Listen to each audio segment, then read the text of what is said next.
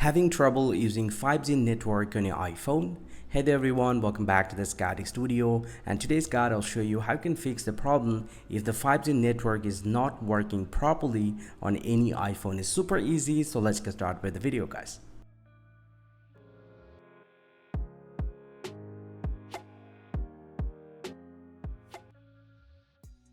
But now to fix the problem, the very easy things that you can do: open up the settings app from your device and enable the airplane mode for, let's say, 10 to 20 seconds, and after that turn it back off. This will actually slightly restart the network system and see if that fixes your problem or not. If this process doesn't work for you, then check out your network settings. Open up the settings app once again from your device and then scroll down, tap on cellular, and then scroll down and select the SIM card that you're having problem with.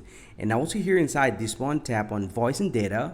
And from here, make sure to select the 5G on. Do not select 5G auto, because if you select the auto system, then this will actually switch your network between 5G and 4G.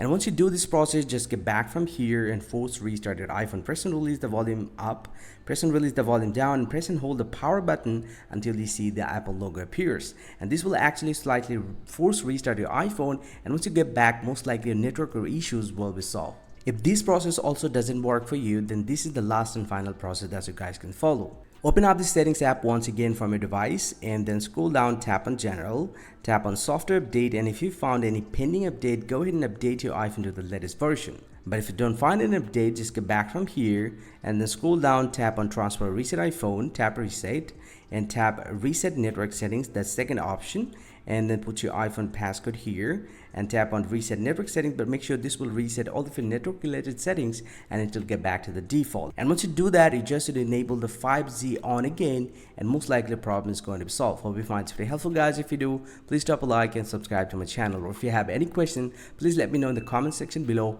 I'll see you guys around, and thank you very much for watching.